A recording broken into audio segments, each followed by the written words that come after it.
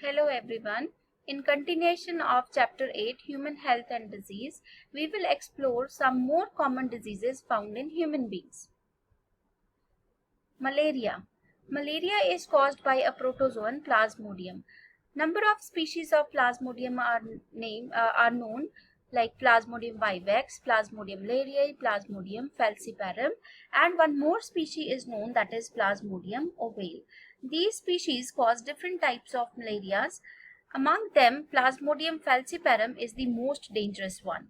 Why it is said to be so? Because this causes malignant malaria. Plasmodium is transmitted to humans by the bite of a female Anopheles mosquito.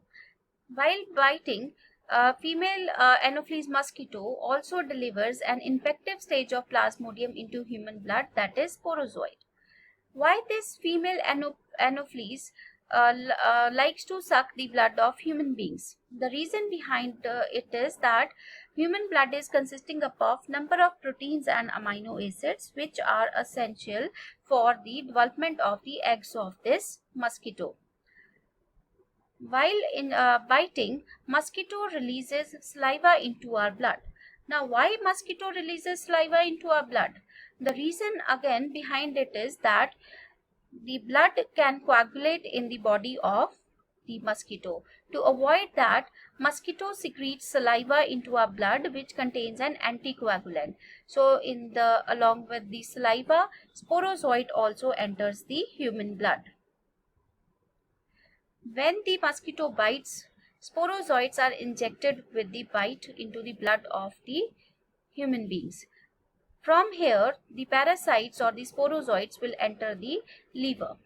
The parasite reproduces asexually in the liver, causing the bursting of the cells and thereby releasing it into the blood. From here, from blood, the parasite will now enter the red blood cell and will start reproducing asexually over there. Now, the red blood cells cannot hold so many parasites, so therefore it starts bursting. This causes the release of a chemical which causes the cycles of fever and other symptoms. These released parasites infect new red blood cells. Sexual stages, that is the gametocytes, are developed in the red blood cell. The one part of cycle of Plasmodium is completed in the human being. It also requires another host, that is the mosquito.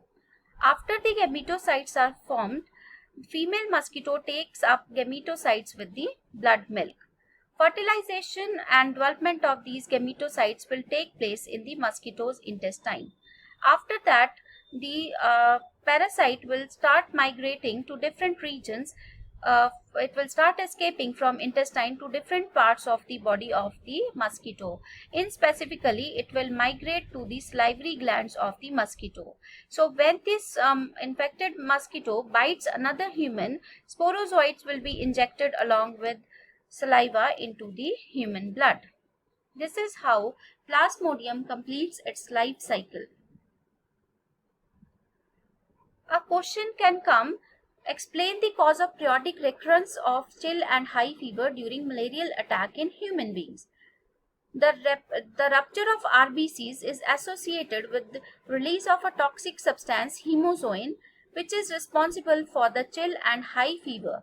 This fever recurs every 3 to 4 days.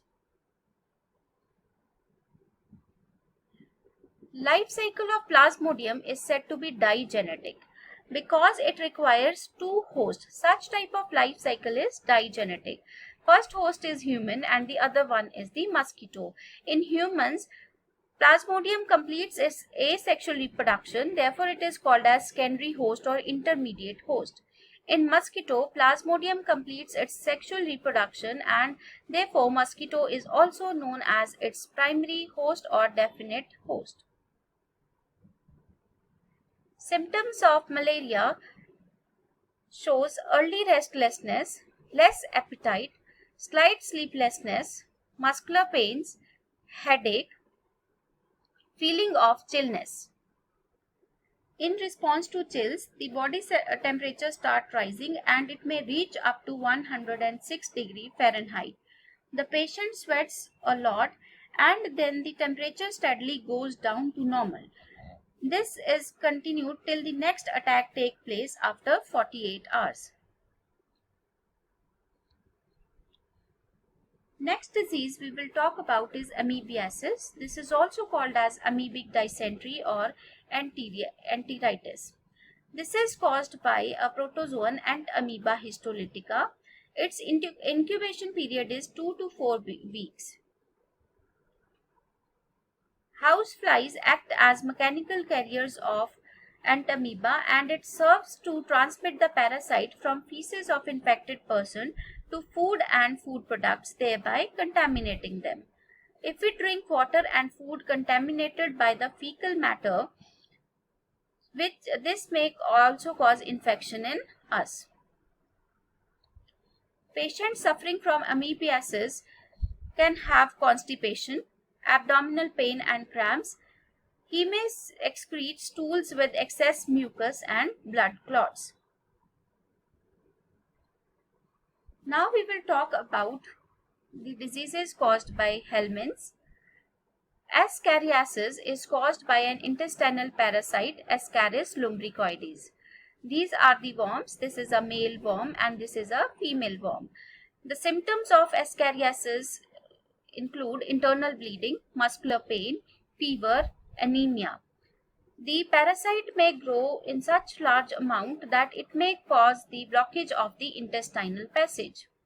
The blockage of the intestinal passage may lead to abdominal discomfort, colic pains, even diarrhea. The eggs of this parasite are excreted along with the feces of infected persons, which contaminate soil, water, plants, etc. A healthy person acquires this infection through contaminated water, vegetable, fruits.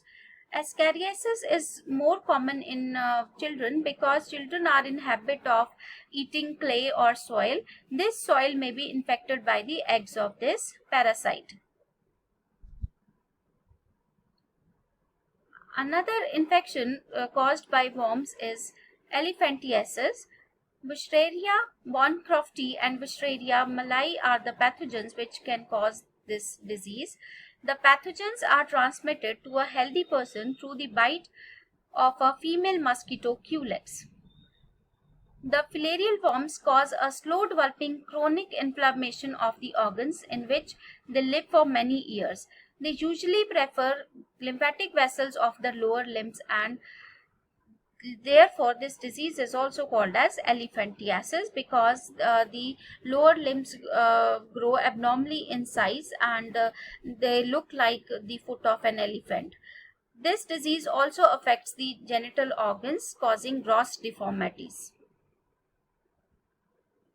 Human beings also suffer from number of fungal infections. Microsporium, Trichophyton, Epidermophyton are some fungi which causes fungal infections in humans. There could be appearance of dry, scaly lesions on various parts of the body such as skin, nails and scalp. These lesions are accompanied by intense itching. Heat and moisture help the fungus to grow. Therefore, they will prefer the skin folds in our body, for example, those in the groin region or between the toes. So, therefore, we must keep these areas dry and clean. Ringworms or fungal infections are generally acquired from soil or by using towels, clothes, or even the comb of infected individuals. Why these infections are called as ringworms? A long time ago, people believed that worms lived in the scaly ring. Hence, the name ringworm was taken. That's all about the various infectious diseases found in human beings. Now, it's assignment time. Try to answer these questions. Why is the life cycle of malarial parasite called as digenetic? Explain the sexual and asexual stages of its life cycle. Name the pathogen and vector of the following diseases: malaria, amoebiasis and filariasis. What causes swelling of the lower limbs in patients suffering from filariasis? How does hemozoin affect the human body when released in blood during malarial infection?